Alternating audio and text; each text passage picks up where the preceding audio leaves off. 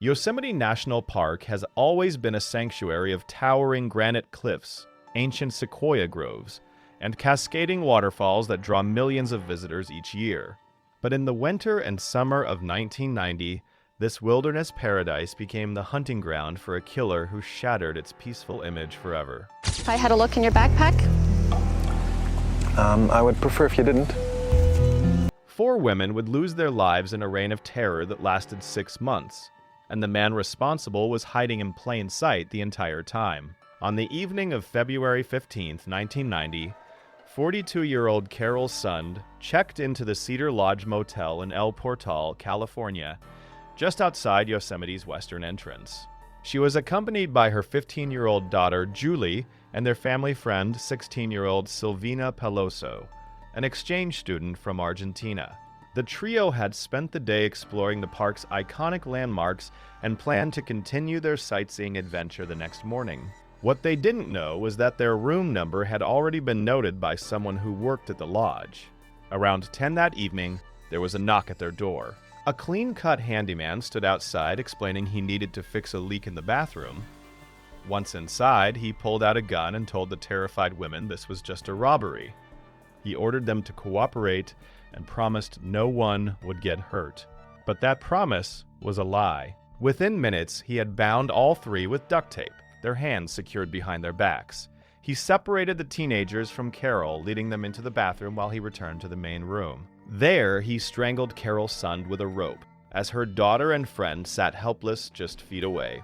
After placing Carol's body in the trunk of their rental car, the killer brought the girls back into the room. He sexually assaulted Julie before taking Silvina into the bathroom and strangling her in the bathtub. He returned to assault Julie again before forcing her into the car alongside the bodies of her mother and friend. He drove through the darkness to a remote location near Lake Don Pedro, about an hour north of the motel. There, at a scenic overlook called Vista Point, he pulled Julie from the vehicle and slashed her throat, leaving her body hidden beneath brush along the shoreline. The killer returned to the Cedar Lodge and went about his normal duties as if nothing had happened. He even helped FBI agents collect evidence when they arrived to investigate the missing tourists. Days passed, then weeks. Carol Sund was known as an organized woman who never strayed from her planned routes. So when she failed to check in with family members, alarm bells rang immediately. The FBI launched a massive search operation, but the 3 women seemed to have vanished without a trace. On March 18th, a burned-out Pontiac was discovered in a remote area near Long Barn, California, roughly 100 miles from the Cedar Lodge. The next day, investigators opened the trunk and found the charred remains of Carol Sund and Silvina Peloso, burned beyond recognition. Dental records confirmed their identities. A week later, the FBI received an anonymous note containing a hand-drawn map and a chilling message that read, "We had fun with this one." The map led investigators to Julie Sund's decomposed body near the reservoir, her throat bearing the horrific wound that had ended her life. The community around Yosemite was gripped by fear. The FBI focused their investigation on 2 half-brothers with extensive criminal histories, who lived near where Carol's wallet had been found in Modesto. By June, authorities announced they had the killers in custody on other charges. The case appeared to be solved, and residents breathed easier.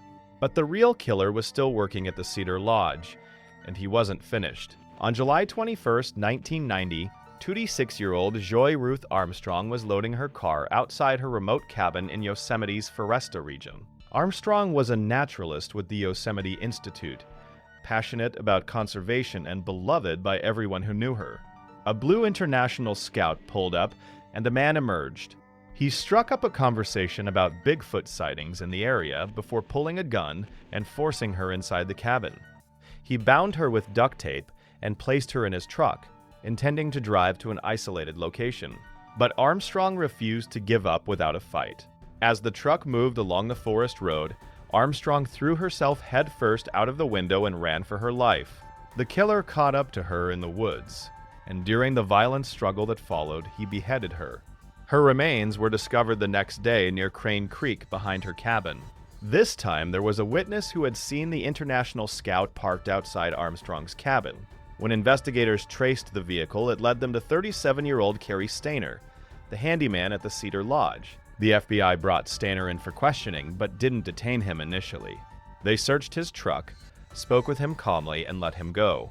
At that point, they didn't believe Armstrong's murder was connected to the Sund-Peloso case, since they already had suspects in custody for those crimes. But something didn't sit right with investigators, and they decided they wanted to speak with Stainer again. On July 24th, FBI agents tracked him down at a nudist resort in Wilton, California, and took him to Sacramento for further questioning.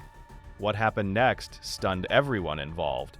During his interrogation with FBI agent Jeff Reineck, Stainer didn't just confess to killing Joy Armstrong. He admitted to murdering Carol Sund, Julie Sund, and Silvina Peloso as well. He provided details that only the killer could know, including the food found in the motel room, the location of the knife used to kill Julie, and the condition of her body. He had even sent the anonymous map to taunt investigators. The two men the FBI had in custody were innocent. The real killer had been right under their noses the entire time, even helping them collect evidence. Before confessing, Stainer tried to negotiate 3 requests with the FBI.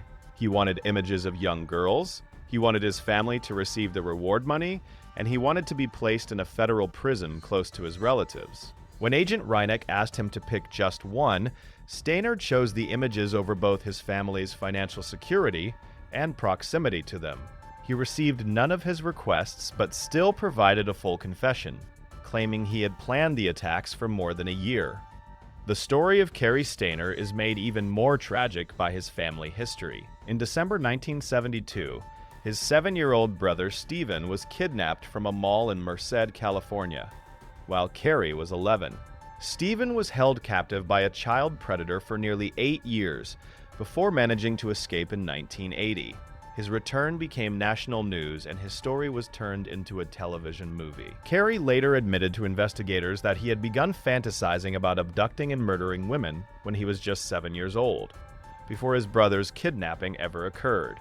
He claimed he felt neglected during his parents' grief over Stephen's disappearance, and then overshadowed by the media attention when Stephen returned. But experts who evaluated Cary noted that his own history of being sexually abused by an uncle likely played a significant role in his psychological development. Cary Stainer pleaded guilty to murdering Joy Armstrong in 2001. He was convicted of the other 3 murders in 2002 and sentenced to death. He remains on death row at San Quentin State Prison, where he spends his days in isolation in a cell roughly the size of a king bed. California hasn't carried out an execution since 2006, and a statewide moratorium on capital punishment means Stainer will likely spend the rest of his life behind bars. Investigators have looked at him in connection with 5 other unsolved killings in the region dating back to the 1980s, including the murder of his own uncle in 1990. But he has never been charged in those cases. The Yosemite murders remain one of the most shocking crime sprees in national park history. For 6 months in 1990, a predator walked freely through one of America's most treasured landscapes, hiding behind a friendly smile and a helpful demeanor while carrying out acts of unimaginable violence. The case serves as a haunting reminder that evil can lurk anywhere, even in places we consider sacred and safe. Carol Sund, Julie Sund, Silvina Peloso, and Joy Ruth Armstrong went to Yosemite seeking beauty and adventure. Instead, they encountered a monster who turned paradise into a nightmare they would never escape.